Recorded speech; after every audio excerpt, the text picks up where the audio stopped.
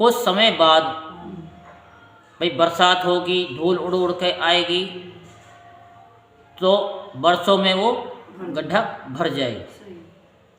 इंद्र की ब्रह्म हत्या का चतुर्थांश स्वीकार कर लिया।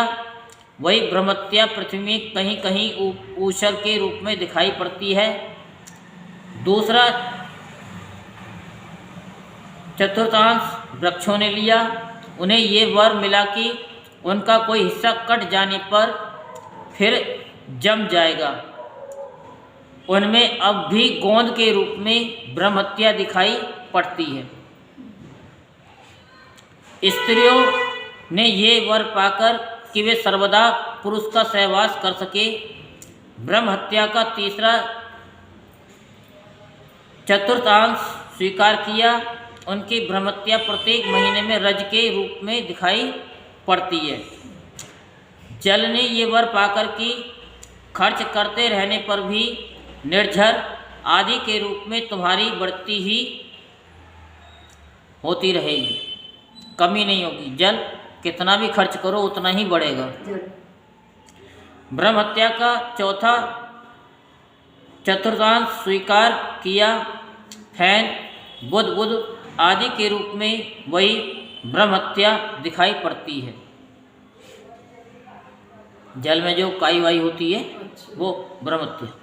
अतः मनुष्य उसे हटाकर जल ग्रहण किया करते हैं। विश्वरूप की मृत्यु के बाद उनके पिता त्वष्टा, हे इंद्र शत्रु, तुम्हारी अभिवृद्धि हो और शीघ्र से शीघ्र तुम अपने शत्रु को मार डालो। इस मंत्र से इंद्र का शत्रु उत्पन्न करने के लिए हवन करने लगे।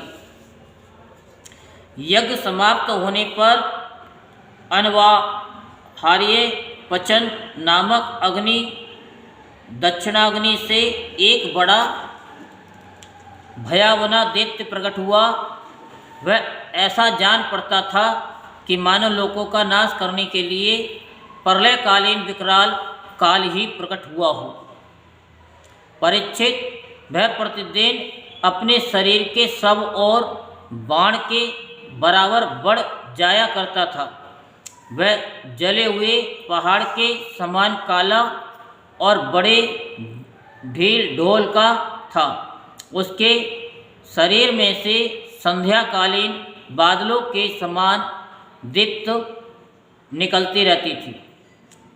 उसके सिर के बाल और दाढ़ी मूछ तपे हुए तांबे के समान लाल रंग के तथा नेत्र दोपहर के सूर्य के समान प्रचंड थे। चमकते हुए 3 नोकों वाले त्रिशूल को लेकर जब वह नाचते, चिल्लाने और कूदने लगता था, उस समय पृथ्वी कांप उठती और ऐसा जान पड़ता था कि उस त्रिशूल पर उसने अंतरिक्ष को उठा रखा है।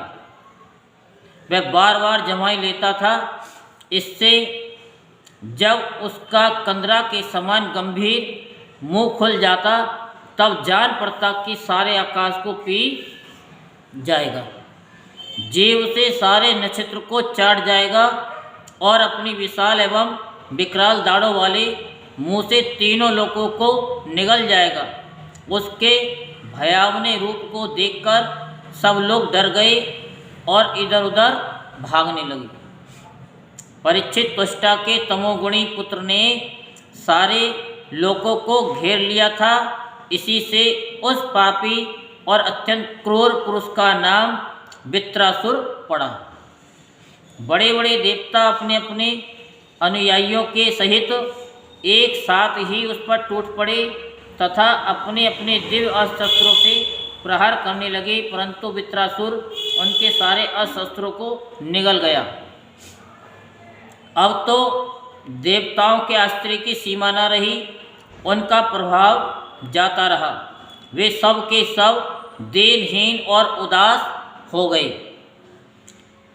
तथा एकाग्र चित्त से अपने हृदय में विराजमान आदि पुरुष श्री नारायण की शरण में गए। देवताओं ने भगवान से प्रार्थना की वायु, आकाश, अग्नि, जल और पृथ्वी, ये पांचों भूत, इनसे बने हुए तीनों लोक, उनके अधिपति ब्रह्मादि तथा हम सब देवता जिस काल से डरकर उसे पूजा सामग्री की भेंट दिया करते हैं, वही काल भगवान से भयभीत रहता है। इसलिए अब भगवान ही हमारे रक्षक हैं। प्रभु, आपके लिए कोई नई बात न होने के कारण कुछ भी देखकर आप विस्मित नहीं होते। आप अपने स्वरूप के साक्षात्कार से ही सर्वदा पूर्ण काम, सम एवं शांत हैं। जो आपको छोड़कर किसी दूसरे की शरण लेता है वह मूर्ख है। वह मानो कुत्ते की पूंछ पकड़कर समुद्र पार करना चाहता है। विवस्वत मनु पिछले कल्प के अंत में जिनके विशाल सींग में पृथ्वी रूप नौका को बांधकर अनायास ही प्रलयकालीन संकट से बच गए, वे ही मत्स्य भगवान हम शरणागतों को वृत्रासुर के द्वारा उपस्थित किए हुए दुस्तर भय से अवश्य बचाएंगे। प्राचीन काल में प्रचंड पवन के थपेड़ों से उठी हुई उत्ताल तरंगों की गर्जना के कारण ब्रह्मा जी भगवान के नाभि कमल से अत्यंत भयानक प्रलयकालीन जल में गिर पड़े थे। यद्यपि वे असहाय थे, तथापि जिनकी कृपा से वे उस विपत्ति से बच सके, वे ही भगवान हमें इस संकट से पार करें। उन्हीं प्रभु ने अद्वितीय होने पर भी अपनी माया से हमारी रचना की और उन्हीं के अनुग्रह से हम लोग सृष्टि कार्य का संचालन करते हैं। यद्यपि वे हमारे सामने ही सब प्रकार की चेष्टाएं करा रहे हैं, तथापि हम स्वतंत्र ईश्वर हैं। अपने इस अभिमान के कारण हम लोग उनके स्वरूप को देख नहीं पाते। वे प्रभु जब देखते हैं कि देवता अपने शत्रुओं से बहुत पीड़ित हो रहे हैं, तब वे वास्तव में निर्विकार रहने पर भी अपनी माया का आश्रय लेकर देवता, ऋषि, पशु, पक्षी और मनुष्य आदि योनियों में अवतार लेते हैं तथा युग युग में हमें अपना समझकर हमारी रक्षा करते हैं। वे ही सबके आत्मा और परमाराध्य देव हैं। वे ही प्रकृति और पुरुष रूप से विश्व के कारण हैं। वे विश्व से पृथक भी हैं और विश्व रूप में भी हैं। हम सब उन्हीं शरणागत वत्सल भगवान श्री हरि की शरण ग्रहण करते हैं। उदार शिरोमणि प्रभु अवश्य ही अपने निज जन हम देवताओं का कल्याण करेंगे। श्री सुखदेव जी कहते हैं कि महाराज, जब देवताओं ने इस प्रकार भगवान की स्तुति की, तब स्वयं शंख चक्र गदा पद्मधारी भगवान उनके सामने पश्चिम की ओर अंतरदेश में प्रकट हुए। भगवान के नेत्र शरतकालीन कमल के समान खिले हुए थे। उनके साथ 16 पार्षद उनकी सेवा में लगे हुए थे। वे देखने में सब प्रकार से भगवान के समान ही थे। केवल उनके वक्ष स्थल पर श्री वत्स का चिन्ह और गले में कौस्तुभ मणि नहीं थी। परीक्षित, भगवान का दर्शन पाकर सभी देवता आनंद से विहल हो गए। उन लोगों ने धरती पर लौटकर साष्टांग दंडवत किया और फिर धीरे धीरे उठकर वे भगवान की स्तुति करने लगे। देवताओं ने कहा कि भगवान यज्ञ में स्वर्ग आदि देने की शक्ति तथा उनके फल की सीमा निश्चित करने वाले काल भी आप ही हैं। यज्ञ में विघ्न डालने वाले दैत्यों को आप चक्र से छिन्न भिन्न कर डालते हैं, इसलिए आपके नामों की कोई सीमा नहीं है। हम आपको बार बार नमस्कार करते हैं। विधाता सत्वरज तम, इन 3 गुणों के अनुसार जो उत्तम, मध्यम और निकृष्ट गतियाँ प्राप्त होती हैं, उनके नियामक आप ही हैं। आपके परम पद का वास्तविक स्वरूप इस कार्य रूप जगत का कोई आधुनिक प्राणी नहीं जान सकता। भगवान नारायण वासुदेव, आप आदि पुरुष, जगत के परम कारण और महापुरुष पुरुषोत्तम हैं। आपकी महिमा असीम है। आप परम मंगल में परम कल्याण स्वरूप और परम दयालु हैं। आप ही सारे जगत के आधार एवं अद्वितीय हैं। केवल आप ही सारे जगत के स्वामी हैं। आप सर्वेश्वर हैं तथा सौंदर्य और मृदुलता की अधिष्ठात्री देवी लक्ष्मी के परमपति हैं। प्रभु परमहंस परिवाजक विरक्त महात्मा जब आत्म संयम रूप परम समाधि से भली भांति आपका चिंतन करते हैं, तब उनके शुद्ध हृदय में परमहंसों के धर्म वास्तविक भगवत भजन का उदय होता है। इससे उनके हृदय के अज्ञान रूप किवाड़ खुल जाते हैं और उनके आत्मलोक में आप आत्मानंद के रूप में बिना किसी आवरण के प्रकट हो जाते हैं और वे आपका अनुभव करके निहाल हो जाते हैं। हम आपको बार बार नमस्कार करते हैं। भगवान, आपकी लीला का रहस्य जानना बड़ा ही कठिन है, क्योंकि आप बिना किसी आश्रय और प्राकृतिक शरीर के हम लोगों के सहयोग की अपेक्षा न करके निर्गुण और निर्विकार होने पर भी स्वयं ही इस सगुण जगत की सृष्टि, रक्षा और संहार करते हैं। भगवान, हम लोग ये बात भी ठीक नहीं समझ पाते कि सृष्टि कर्म में आप देवदत्त आदि किसी व्यक्ति के समान गुणों के कार्य रूप इस जगत में जीव रूप से प्रकट हो जाते हैं और कर्मों के अधीन होकर अपने किए अच्छे बुरे कर्मों का फल भोगते हैं। कौन से कर्मों का? अच्छे बुरे कर्मों का फल भोगते हैं। क्योंकि लोग अपनी शक्ति का दुरुपयोग करते हैं, तो फिर भगवान उनको अपनी शक्ति दिखाते हैं। ऐसे ही आपको मैं एक वास्तविक घटना बताता हूँ कि एक व्यक्ति जो है मछली खाने वाला था, तो मछली पकड़ के लाता था, लेकिन वो बड़ा कमज़ोर था। तो एक व्यक्ति ने देखा कि ये रोज़ मछली पकड़ के लेके जाता है, खाता है, ये फ्री में पकड़ के ले जाता है और मैं पैसे दे करके खरीद करके खाता हूँ। तो उसने क्या काम किया, उसके 2 चांटे मारे और उसकी मछली को ले लिया। तो वो पानी में थी और पिन्नी में ले रखी थी,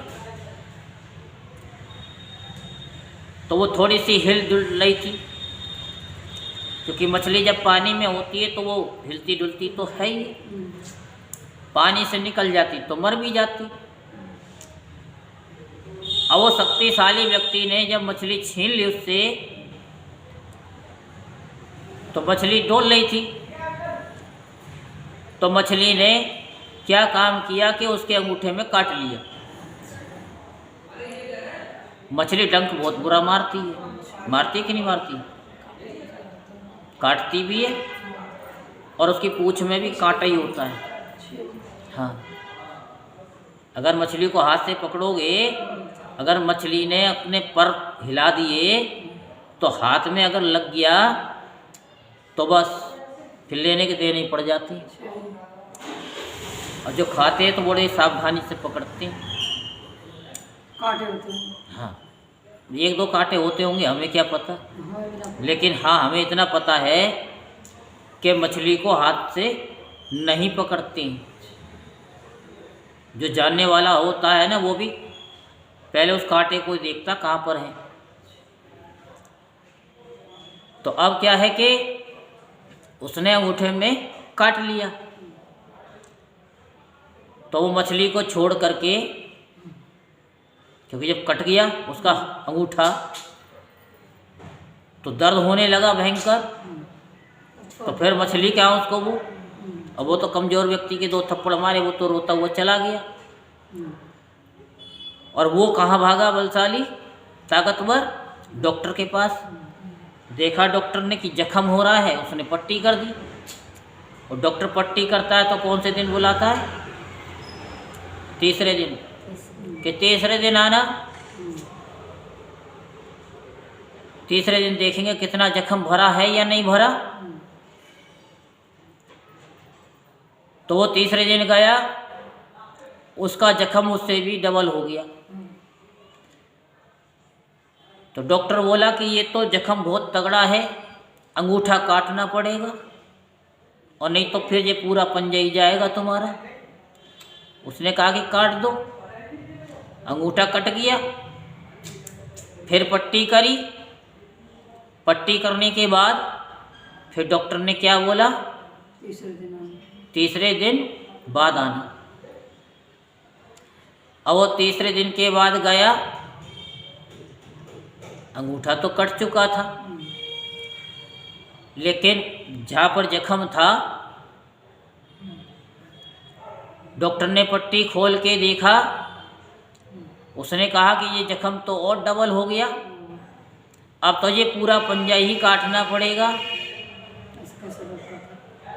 उसने कहा कि काट दो, अब क्या है, मरता है तो क्या नहीं करता। अब उसका पंजा भी कट गया। फिर उसने पट्टी की, डॉक्टर ने कहा कि अब तीसरे दिन बाद आना। अब तीसरे दिन बाद वो गया तो उसका हाथ यहाँ तक जख्म में हो गया। कटा यहाँ तक था, लेकिन जख्म यहाँ तक हो गया।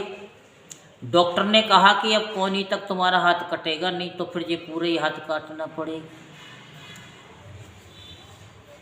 अब डॉक्टर ने जैसे ही कहा कि यहाँ तक काटना पड़ेगा, उसने कहा कि काट दो। अब टूटा बन गया। अब पट्टी कर दी डॉक्टर ने और कहा कि अब कब आना? तीसरे दिन बाद आना। जोर से बोला करो। तो कौन से दिन आना? तीसरे दिन बाद। हाँ। अब डॉक्टर के पास में वो तीसरे दिन बाद गया तो हाथ में जो है पूरा यहाँ तक क्या थे, उसका जख्म ही जख्म हो गया। डॉक्टर ने कहा कि अब ये पूरा काटना पड़ेगा हाथ, और नहीं तो पूरे शरीर का सत्यानाश हो जाएगा। उसने कहा काट दो। अब उसने, डॉक्टर ने काट दिया, पट्टी कर दी, कहा कि अब कब आना? तीसरे दिन बाद आना। अब तीसरे दिन बाद आना तो देखा कि उसका तो पूरे आधे तक ही जख्म हो रहा है। तब डॉक्टर ने कहा कि भाई ऐसा करो, कहीं ऐसा तो नहीं है कि कहीं तुमने किसी गरीब को सताया हो? इतना बड़ा जख्म तो था नहीं कि जब भी हम तुम्हारे जख्म पे पट्टी करते हैं वो जख्म ही डबल से डबल होता चला जाता है। उसने कहा कि ऐसा तो मैंने कोई किया नहीं है। कि नहीं फिर भी सोच लो। 5 मिनट सोचा। उसने कहा कि हाँ, मैंने एक मछली वाले से 2 थप्पड़ मार के मछली ली थी, मछली ने मुझको काट लिया था और मछली भी वहीं गिर गई। कि जाओ, डॉक्टर ने कहा कि जाओ उस मछली वाले को, उसे क्षमा याचना मांग लो। अब वो गया, मछली वाले को देख करके जैसे उसके पास जाने लगा, जो मछली पकड़ता था गरीब आदमी, वो डर के मारे भाग लिया कि अब फिर मारेगा मुझको, मेरी मछली छीन लेगा। उसने कहा भैया मैं मारूंगा नहीं, अब तो रुक जा, मैं तुझसे माफ़ी मांगना चाहता हूँ। कोई तो जादू मंत्र जानता है क्या है कि मैंने तेरे को 2 थप्पड़ मारे थे, एक हाथ तो मेरा चला गया, कहीं मेरा दूसरा हाथ भी ना चला जाए। बता तो सही कि तूने क्या किया। उस गरीब व्यक्ति ने कहा कि भैया तूने अपनी शक्ति का प्रदर्शन किया, अपनी शक्ति इस्तेमाल की।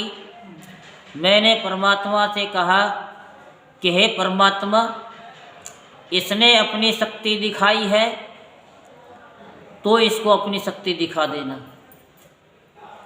क्या? किससे कहा? भगवान से कहा कि तुम अपनी शक्ति दिखा देना। तो ये कर्म है। हम जरा से शक्तिमान होते नहीं, धनवान होते नहीं, कुछ दान हम इतना कर पाते नहीं, लेकिन उसको हम ढिंढोरा पीटते रहते हैं। भगवान, हम तो अपनी शक्ति का प्रदर्शन कर चले, लेकिन भगवान तो अपनी शक्ति जब प्रदर्शन करता है तो वो दिखता नहीं है। तो उसने कहा कि मुझे क्षमा कर दो, और पैरों में पड़ गया। कहने लगा कि मैं तो हाथ भी जोड़ने के लायक नहीं हूँ। अब एक हाथ है, अगर एक हाथ अगर मैं दिखाऊंगा तो कहेगा कि तुम मारते हो। इसलिए मैं आपके चरणों में दंडवत प्रणाम करता हूँ और मुझे उस शक्ति से मुक्त कर दो। तब उस गरीब व्यक्ति के मन में दया आ गई। उसने कहा कि भगवान, आपने इसको अपनी शक्ति दिखाई है, अब तुम अपनी शक्ति से अब इसको कोई दंड मत देना। तो फिर वो डॉक्टर के पास गया। डॉक्टर ने पट्टी को खोला तो क्या देखा, उसका जख्म पूरा हरा का भरा नहीं था, बिल्कुल सूख चुका था। क्योंकि हम जैसे कर्म करते हैं, अगर हम किसी को दुखी करते हैं उसका 1000 गुना हमको मिलता है। अगर किसी के बारे में हम बुरा सोचते हैं उसका दंड भी हमको ही मिलता है।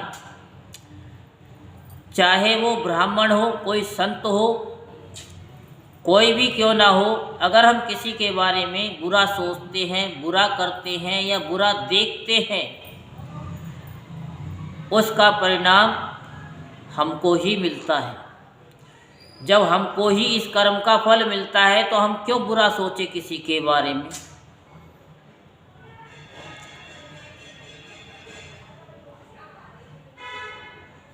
क्योंकि सत्यम शिवम सुंदरम, सत्य ही शिव है और शिव ही सुंदर है। जो इस बात को जान लेगा वो सत्य से कभी भी दूर नहीं होगा।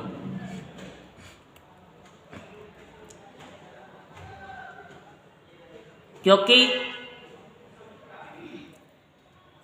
कुछ लोग सत्य के चक्कर में पड़ जाते हैं, उसमें भी वो अपना अनिष्ट कर बैठते, वो समझ नहीं पाते। जैसे हमने भागवत में पहले कभी कथा सुनाई थी याद हो कि एक गैया बच करके जा रही थी, कसाई उसके पीछे लगा हुआ था उसने सत्य बोल दिया। और कसाई ने पूछा कि बताओ गैया देखी? वो सत्यवादी था, उसने कहा कि हाँ अभी इधर से जा रही है। उसको उसका फल मिला। लेकिन जो सत्यवादी होते हैं, थोड़ा सा परमात्मा की ये कथा अगर 15-15 मिनट की रोज यहाँ सुन रहे हैं, यूट्यूब पे सुन रहे हैं, फेसबुक पे सुन रहे हैं, शेयर चैट माध्यम के से सुन रहे हैं, वो इतनी बड़ी गलती कभी नहीं करेंगे। बताता हूँ। एक व्यक्ति बहुत सत्यवादी था, तो एक गैया, ये सत्य घटना है, कोई कथा नहीं है, तो गाय जा रही थी, उसके पीछे कुछ दुष्ट लोग परेशान कर रहे थे, गाय को मार रहे थे, पीट रहे थे, उससे बच के वो निकल आई थी। तो एक व्यक्ति से पूछा, वो बड़ा सत्यवादी था और श्रीमद् भागवत का बड़ा प्रेमी था। वो जब तक 1-2 कथा नहीं सुन लेता था तब तक वो पानी भी नहीं पीता था। उसका एक संकल्प था। जैसे आप भी कथा रोज़ सुन रही हो यूट्यूब पर, हमको अच्छा लगता है कि आप 1, 2, 3, 4, हम तो कहते हैं कि 8-10 बार सारे दिन सुनते रहो, क्योंकि उस सुनने का आपको बड़ा फल मिलेगा।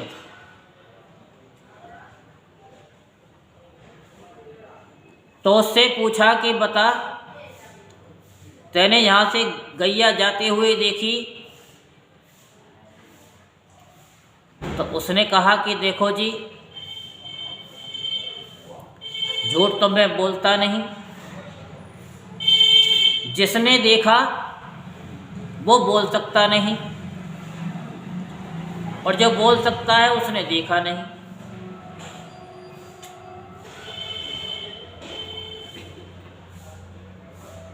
बात समझ में आई कि नहीं? जिसने देखा बोल नहीं सकता, वो बोल नहीं सकता, और जो बोल सकता है उसने देखा नहीं। कुछ बात समझ में आई? हाँ। क्या? भगवान जो देख रहा है वो बोल सकता नहीं है, यही है ना। ये आंखें हैं अच्छा। भाई, गाय को जाते हो किसने देखा? इन आंखों ने। तो ये आंखें बोलेंगी क्या? उसने कहा कि जिसने देखा वो बोल सकता नहीं, और जो बोल सकता है उसने देखा नहीं। ना तो उसने झूठ बोला, सत्य भी बोल दिया। जिसने देखा वो बोल सकता नहीं, क्या भाई जिसने देखा है वो बोल नहीं सकता। तो कुछ लोग होते हैं कि अपनी बात को इतनी सफाई से कह जाते हैं, क्योंकि कृष्ण की नगरी ही ऐसी है, कन्हैया की नगरी ऐसी है हमारी की, और हमारे कन्हैया ऐसे छलिया हैं कि सब काम कर जाते हैं और किसी को पता तक चलता है। तो यही बताते कि अच्छे बुरे कर्मों का फल भोगते हैं या सभी। अथवा आप आत्मा राम हैं, शांत स्वभाव एवं सबसे उदासीन साक्षी मात्र रहते हैं। साक्षी मात्र, सबके हृदय में साक्षी है, तथा सबको समान देखते हैं। हम तो ये समझते हैं कि यदि आप में ये दोनों बातें रहें तो भी कोई विरोध नहीं है, क्योंकि आप स्वयं भगवान हैं। आपके गुण अगणित हैं, महिमा अगाध है, और आप सर्वशक्तिमान हैं। आधुनिक लोग अनेकों प्रकार के विकल्प, वितर्क, विचार, झूठे प्रमाण और कुतर्कपूर्ण शास्त्रों का अध्ययन करके अपने हृदय को दूषित कर लेते हैं, और यही कारण है कि वे दुराग्रही हो जाते हैं। बात समझ में आई? नहीं। आधुनिक लोग अनेकों प्रकार के विकल्प, वितर्क, तर्क वितर्क, विचार, झूठे प्रमाण और कुतर्कपूर्ण शास्त्रों का अध्ययन करके अपने हृदय को दूषित कर लेते हैं। लिखा कुछ और है, अर्थ का अनर्थ बना देते हैं। जैसे विद्या विवादाय धनम मदाय शक्ति परेशा पर पीडनाय खलत से साधो विपरीत मत दे ज्ञानाय दानाय चे रक्षणाय। विद्या विवादाय, विद्या किसके लिए होती है? लड़ाई झगड़े करने के लिए। तुझे पता है ऐसे नहीं, ऐसे मंत्र पढ़ा जाता है। एक कर्पूरगौरम करुणावतारम आ गया कि अपने को पंडित समझ बैठते हैं कि मुझ जैसा तो कोई पंडित ही नहीं है। विद्या विवादाय धनम मदाय, धन किसके लिए है? पीने खाने के लिए। किसके लिए? पीने खाने के लिए। विद्या विवादाय धनम मदाय शक्ति परेशा पर पीडनाय, शक्ति परेशा पर पीडनाय। जो भी मछली की कथा सुनाई थी, शक्ति। अगर हम ताकतवर हैं कि चलो अभी हम इसका काम तमाम कर देते हैं, 2 चांटे मारते हैं, इसका सब धन माल छीन लेंगे, जैसे उसने मछली को छीन लिया। तो ये कौन है? दुष्ट लोग। तो विद्या विवादाय धनम मदाय शक्ति परेशा पर पीडनाय खलत से साधु विपरीत मत दी। लेकिन साधु का, जो साधु लोग हैं, सज्जन लोग हैं, उनका विपरीत ही मत है, उल्टा ही अर्थ है। क्या? खलत से साधु विपरीत मत दे ज्ञानाय दानाय च रक्षणाय। विद्या किसके लिए होती है? ज्ञान के लिए होती है। और धन किस लिए होता है? वो दान करने के लिए होता है, शुद्धिकरण के लिए होता है। जैसे कि अगर आप टैक्स देते हैं तो वो धन आपके लिए वाइट मनी है,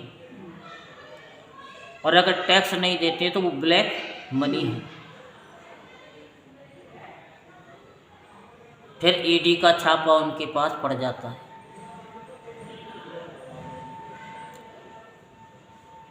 तो ऐसे ही धन का काय में किया जाता है? दान में। धर्म कार्य, ज्ञानाय दानाय च रक्षणाय।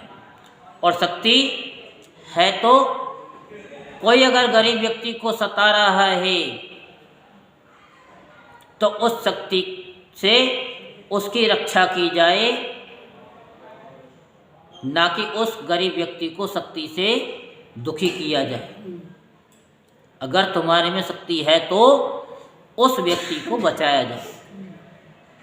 ये साधु का, संतों का मत है। तो यहाँ यही बताया जा रहा है कि लोग क्या करते हैं कि शास्त्रों में ऐसा लिखा है, वैसा लिखा है, टीवी वाले ने ये बोला है, अरे टीवी वाला तो बोल के चला गया, लेकिन क्या वो तुम्हारी रक्षा करने के लिए आएगा? कभी नहीं आएगा। उसका तो काम यही है, अपना काम बनता और भाड़ में जाए जनता। टीवी में वैसे नहीं आ गया, लाखों करोड़ों रुपए दे करके आया तो तुमको क्या सही बता के जाएगा? नहीं, वो तुम्हें घुमा घुमा करके बोल के जाएगा कि घूमो घूमो घूमो घूमो और मुझ तक आ जाओ। यही कारण है कि वे दुराग्रही हो जाते हैं। आप में इनके बाद विवाद के लिए अवसर ही नहीं है। आपका वास्तविक स्वरूप समस्त माया में पदार्थों से परे केवल है। जब आप उसी में अपनी माया को छिपा लेते हैं तब ऐसी कौन सी बात है जो आप में नहीं हो सकती। इसलिए आप साधारण पुरुषों के समान कर्ता भोक्ता भी हो सकते हैं और महापुरुषों के समान उदासीन भी। इसका कारण यह है कि न तो आप में कर्तृत्व और भोक्तृत्व है और न तो उदासीनता ही है। आप तो दोनों से विलक्षण हैं, अनिर्वचनीय हैं। जैसे एक ही रस्सी का टुकड़ा भ्रांत पुरुषों को सर्प, माला, धारा आदि के रूप में प्रतीत होता है। जैसे तुलसीदास जी को सांप नजर आ रहा था। सांप नजर आया, रस्सी का रस्सी का सांप। सांप का रस्सी सांप को रस्सी समझ करके चढ़ गए थे और मुर्दे पर बैठ करके वो अपनी पत्नी से मिलने के लिए गए थे। तो उन्होंने समझा कि ये नाव है।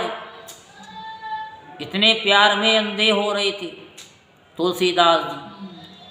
आजकल के बच्चे कहते हम तो इतना प्यार करते हैं, फेसबुक व्हाट्सएप से सब बातें ऑनलाइन ऑफलाइन हो जाती हैं।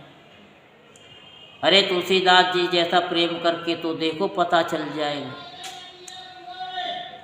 कर ही ना पाऊंगी, कोई नहीं कर सकता। कर ही ना पाऊंगी। पर का आएगा। आजकल के तो वैसे ही पागल हो जाएंगे। अगर जरा सा सांप भी दिखा दिया ना कि हम आएंगे, कुत्ता होता है घर में, लिखा होता है छोरी के दरवाजे पे, क्या, सावधान। बिवेयर ऑफ डॉग्स, कुत्तों से सावधान। इसका मतलब समझते हो? इस घर में कुत्ते रहते हैं, सावधान रहो। डर के मारे वो फोन ही करता रहेगा कि भाई बाहर आ जा निकल के, कुत्ते को पकड़ ले पहले। तो प्रेम अगर करना है तो ऐसे सीखो उनसे, और फिर उनकी धर्मपत्नी से सीखो कि तुलसीदास जी को कहा कि इस सांप को रस्सी समझ करके तुम मेरे पास आए हो, इस हाड़ मांस के शरीर से प्यार करते हो। अगर कहीं तुमने ये प्यार, ये प्रेम राम जी से कर लिया होता तो वो भी मिल जाती। तभी तुलसीदास जी ने परमात्मा से प्रेम करना सीख लिया एक बार में। और यहाँ रोजाना सबको बताते रहते हैं कि प्रेम कर लो राम से, हैं? कितने प्रेम करते हैं?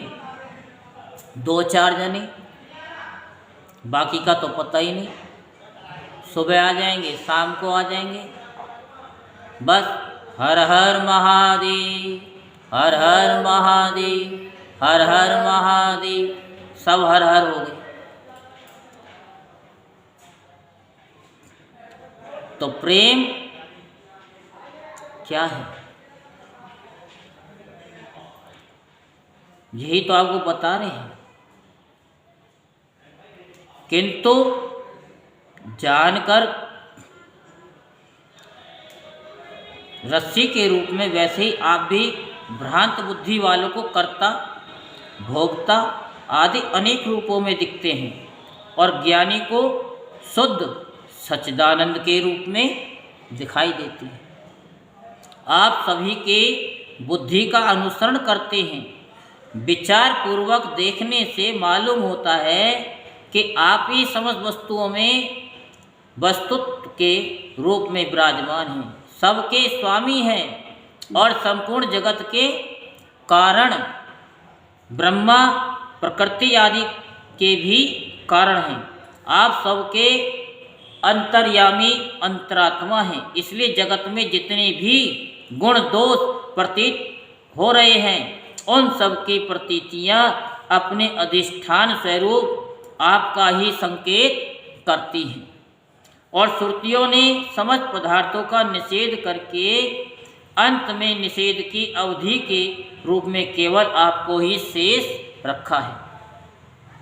मधुसूदन, आपकी अमृतमयी महिमा रस का अनंत समुद्र है। उसके नन्हे से सीकर का भी अधिक नहीं, एक बार भी स्वाद चख लेने से हृदय में नित्य निरंतर परमानंद की धारा बहने लगती है। समझ आ गई? उसके कारण अब तक जगत में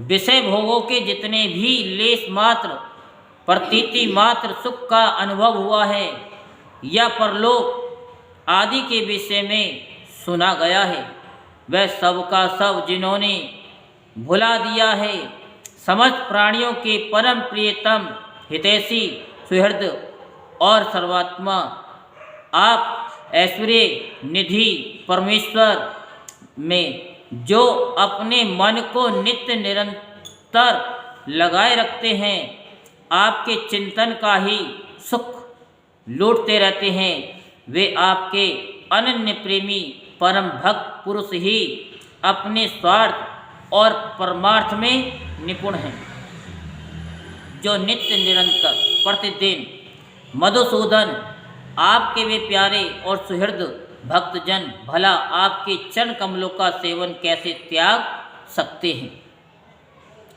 जिसमें जन्म मृत्यु रूप संसार के चक्र से सदा के लिए छुटकारा मिल जाता है। प्रभु, आप त्रिलोकी के आत्मा और आश्रय हैं। आपने अपने 3 पगों से सारे पृथ्वी को नाप लिया था और आप ही तीनों लोकों के संचालक हैं। आपकी महिमा त्रिलोकी का मन हरण करने वाली है, इसमें संदेह नहीं कि दैत्य दानव आदि असुर भी आपकी ही विभूतियां हैं। तथापि यह उनकी उन्नति का समय नहीं है। ये सोचकर आप अपनी योग माया से देवता, मनुष्य, पशु, नृसिंह आदि मिश्रित और मत्स्य आदि जलचरों के रूप में अवतार ग्रहण करते और उनके अपराध के अनुसार उन्हें दंड देते हैं। दंडधारी प्रभु, यदि जचे तो आप उन्हीं असुरों के समान इस वित्रासुर का भी नाश कर डालिए।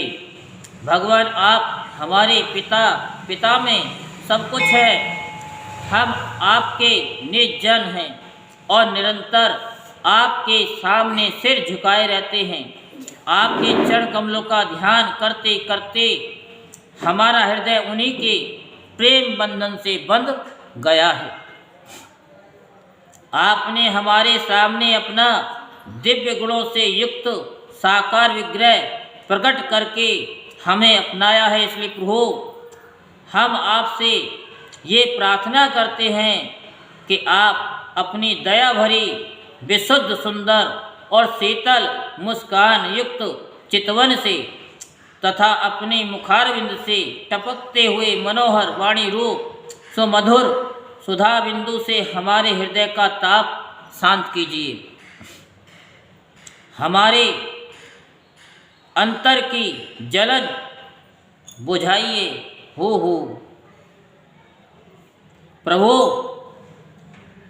जिस प्रकार अग्नि की ही अंशभूत चिंगारियाँ आदि अग्नि को प्रकाशित करने में असमर्थ हैं, वैसे ही हम भी आपको अपना कोई भी स्वार्थ परमार्थ निवेदन करने में असमर्थ हैं।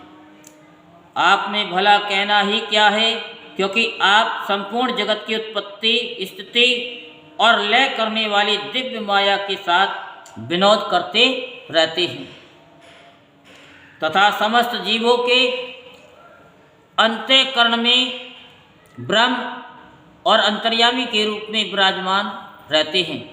केवल इतना ही नहीं, उनके बाहर भी प्रकृति के रूप में आप ही विराजमान हैं। जगत में जितने भी देश, काल, शरीर और अवस्थाएं आदि हैं, उनके उपादान और प्रकाश के रूप में आप ही उनका अनुभव करते रहते हैं। आप सभी वृत्तियों के साक्षी हैं आप आकाश के समान सर्वगत हैं, निर्लिप्त हैं, आप स्वयं पर ब्रह्म परमात्मा हैं। अतएव अब हम अपना अभिप्राय आपसे निवेदन करें, इसकी अपेक्षा न रखकर जिस अभिलाषा से हम लोग यहाँ आए हैं उसे पूर्ण कीजिए। आप अचिंत्य, ऐश्वर्य संपन्न और जगत के परम गुरु हैं। हम आपके चरण कमलों की छत्र छाया में आए हैं, जो विविध पापों के फल स्वरूप जन्म मृत्यु रूप संसार में भटकने की थकावट को मिटाने वाली है।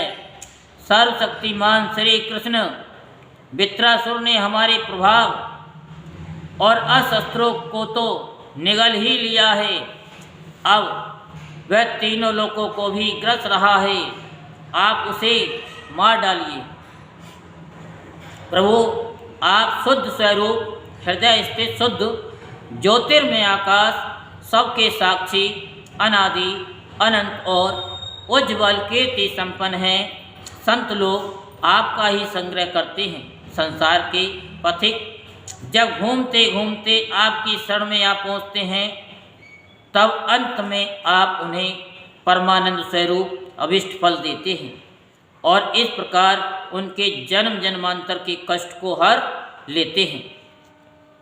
प्रभु, हम आपको नमस्कार करते हैं।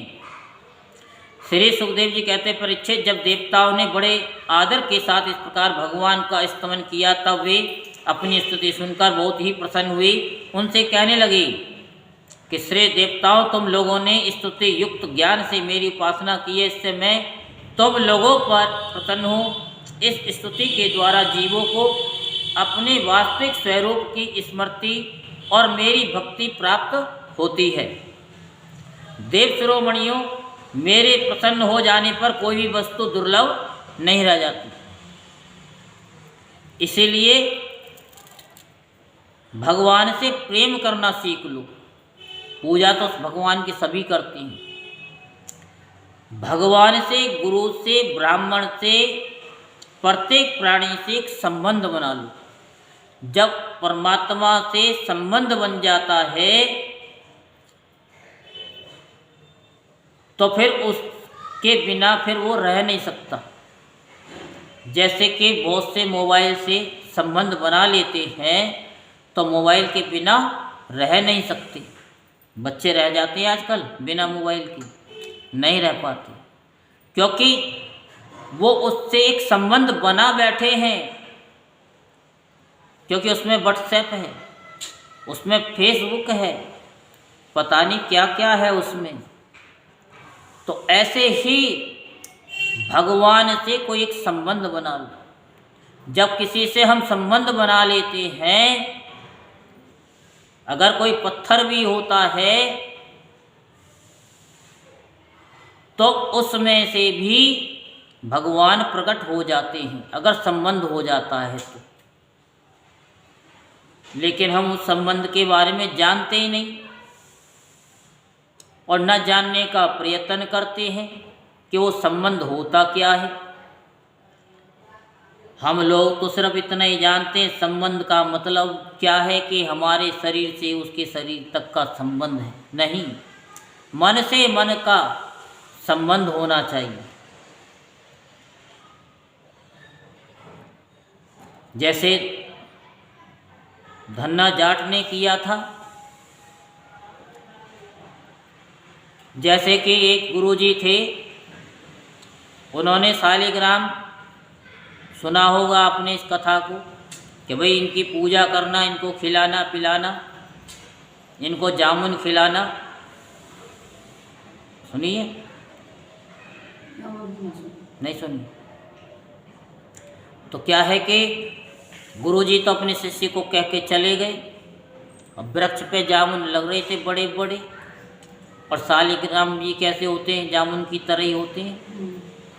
अब हाथ तो उनका शिष्य का पहुंच नहीं रहा था, उन्होंने शालिग्राम जी को उठा करके उल्टे हाथ से मारा, दबा करके। जामुन तो टूट गए और शालिग्राम जी कहाँ पहुंच गए, जमुना जी में पहुंच गए, पधरा गए। अब शिष्य कहने लगे कि भाई अब गुरुजी आएंगे तो हम क्या कहेंगे। उन्होंने कहा चलो जब गुरुजी आएंगे जब देखी जाएगी।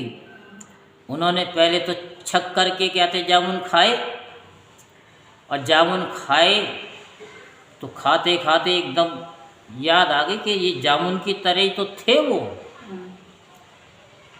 भाई गुरुजी ने कहा है कि भाई इन शालिग्राम को स्नान कराना और चंदन लगाना, इन्हें रख देंगे।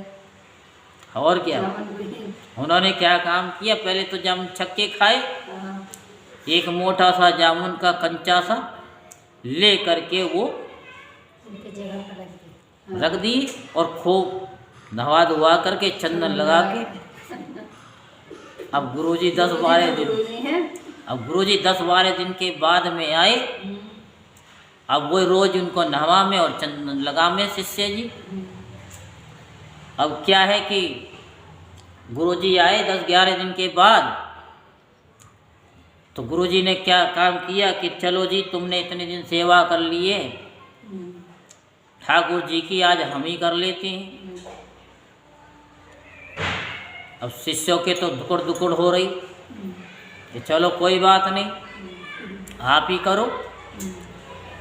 अब 10-11 दिन में तो जामुन तो तुम्हें पता ही क्या हो जाती है। अब वो जो है गुरुजी ने क्या काम किया कि उनको जैसे स्नान किया तो जामुन का छिलका कहीं और गुठली कहीं। अब शिष्यों से पूछा कि भाई ये क्या है, कि देखो जी अब ये क्या है, ये तो आप जानो। अब किसी भी चीज़ को ज़्यादा जब स्नान कराएंगे, आपने कहा स्नान कराना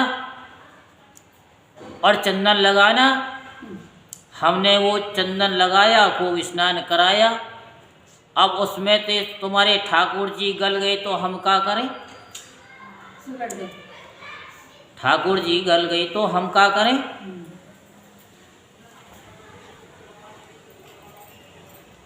तो ये शिष्यों की भी बात है। उन्होंने कहा कि हमने तो जैसे आपने कहा वैसी पूजा की है। तो बात समझने की कि संबंध बनाने की। तो उन्होंने उस जामुन से ही संबंध बना लिया कि यही शालिग्राम है, और जब पधरा गए तो वे संबंध तो बनाना ही है, तो बना लिया और गुरुजी को ही बता दिया। गुरुजी ने कहा कि कोई बात नहीं है, अब गुठली तो वो होगी नहीं। अब वो गुरुजी भी उसी गुठली से ही अपना संबंध बना लिया। तो बात क्या है कि हमें एक हर चीज़ से संबंध बना लेना चाहिए, क्योंकि हर संबंध से ही प्रेम होता है। जब तक हम संबंध नहीं बनाएंगे, जैसे हम अपने बच्चों से संबंध बना लेते हैं, ये हमारा बच्चा है, ये पड़ोसी का बच्चा है, तो जो अपने बच्चों से संबंध बन जाता है वो पड़ोसी के बच्चे से बनेगा? कभी नहीं बनेगा। अगर उसके तरह अगर तुम प्यार करने लग जाओगे तो आपका संबंध बन जाएगा, और आपके बच्चों से कहीं ज़्यादा उनसे संबंध बन जाएगा। और जो आपके बच्चे आपकी सेवा नहीं कर सकते, वो पड़ोसी के बच्चे आपकी सेवा कर देंगे। ये एक संबंध होता है। तथापि मेरे अनन्य प्रेमी तत्ववेता भक्त मुझसे मेरे अतिरिक्त और कुछ भी नहीं चाहते। यही तो हम बताते हैं। परमात्मा कहते हैं कि जो तत्ववेता होते हैं वो मेरे सिवा और कुछ नहीं चाहते। लेकिन हम क्या चाहते हैं? मैं तो खड़ी रे खड़ी, मैं तो पड़ी रे पड़ी, दुख काटो है। अरे दुख काटो, दुख कटवाने के लिए आए हो, परमात्मा से संबंध बनाने के लिए आए हो। परमात्मा से एक बार संबंध हो जाएगा, माता पिता से जब संबंध होता है तो बच्चा जब होता है तो माता पिता का संबंध होता है कि नहीं होता। छोटा सा बच्चा होता है, वो कहता है कि मेरी पोटी साफ करो, माता अपने आप ही साफ करती है। बच्चा कहता है मुझे भूख लगी है, नहीं, माता अपने आप ही कहती है मेरा बच्चा भूखा है।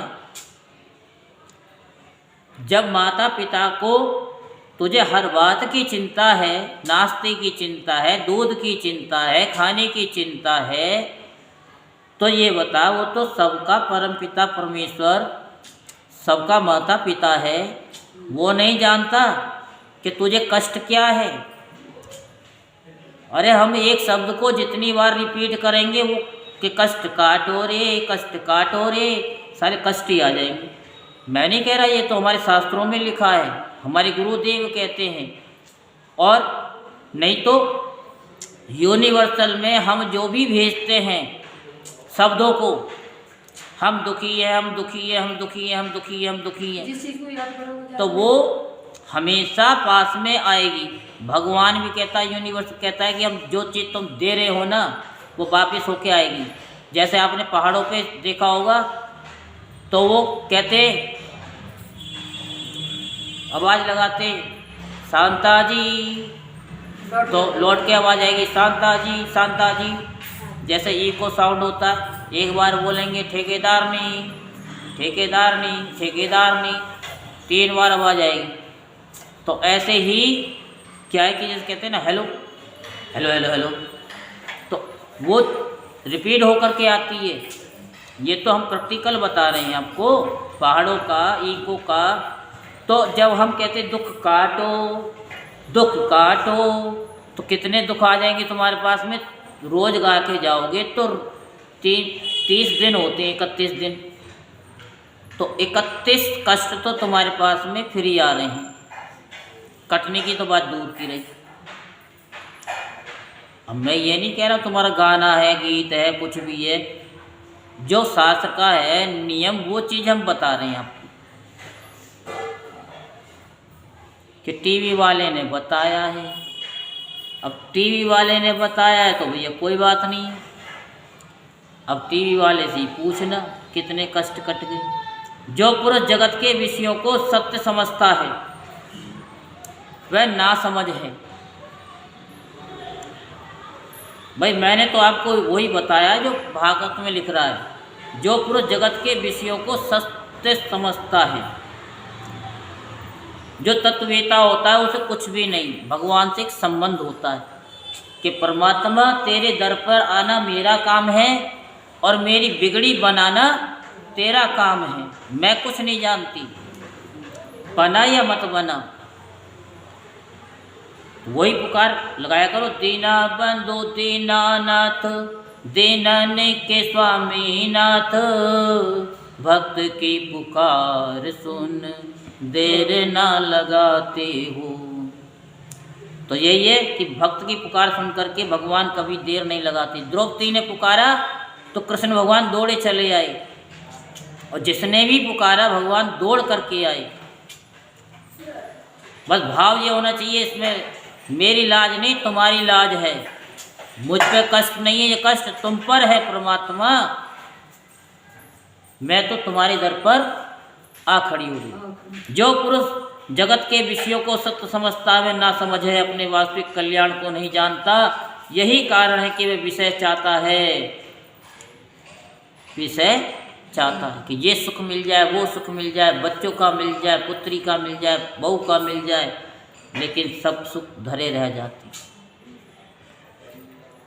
परंतु यदि कोई जानकर उसे उसकी इच्छित वस्तु दे देता है तो वह भी वैसा ही ना समझ है। जो पुरुष मुक्ति का स्वरूप जानता है वह अज्ञानी को भी कर्मों में फंसने का उपदेश नहीं देता। जैसे रोगी के चाहते रहने पर भी सद्वैद्य उसे कुपत्ते नहीं देता। कुपत्ते समझते हो? नहीं। जैसे कोई रोगी है, मरने वाला है, तिल तिल मर रहा है, तो वो डॉक्टर से कहता है कि भगवान डॉक्टर एक काम करो, मुझे जहर का इंजेक्शन लगा दो। क्या वो लगाएगा? कभी नहीं लगाएगा। तो देवराजेंद्र, तुम लोगों का कल्याण हो, अब देर मत करो। ऋषि शिरोमणि दधीची के पास जाओ, दधीची के पास जाओ और उनसे उनका शरीर जो उपासना व्रत तथा तपस्या के कारण अत्यंत दृढ़ हो गया है, मांग लो। दधीची ऋषि को शुद्ध ब्रह्म का ज्ञान है। अश्विनी कुमारों को घोड़ों के सिर से उपदेश करने के कारण उनका एक नाम अश्वसिर भी है। इसके बारे में कल आपको सुनाएंगे। उनकी उपदेश की हुई आत्म विद्या के प्रभाव से ही दोनों अश्विनी कुमार जीवन मुक्त हो गए हैं। अथर्ववेदी दधीची ऋषि ने ही पहल मेरे स्वरूप भूत अभेद नारायण कवच का त्वष्टा को उपदेश किया था, जो हमने कल नारायण कवच आपको सुनाया था। त्वष्टा ने वही विश्व रूप को दिया और विश्व रूप से तुम्हें मिला। दधीची ऋषि धर्म के परम मर्मज्ञ हैं। वे तुम लोगों को अश्विनी कुमारों के मांगने पर अपने शरीर के अंग अवश्य दे देंगे। इसके बाद विश्वकर्मा के द्वारा उन अंगों से एक श्रेष्ठ आयुध तैयार करा लेना। देवराज, मेरी शक्ति से युक्त होकर तुम उसी शस्त्र के द्वारा वृत्रासुर का सिर काट लोगे। देवताओं, वृत्रासुर के मर जाने पर तुम लोगों को फिर से तेज अस्त्र शस्त्र और संपत्तियां प्राप्त हो जाएंगी। तुम्हारा कल्याण अवश्यंभावी है, क्योंकि मेरे शरणागतों को कोई सता नहीं सकता। यहीं पर श्रीमद् भागवत महापुराण का 9वां स्कंद संपूर्ण होता है। बोल वृंदावन बिहारी लाल की।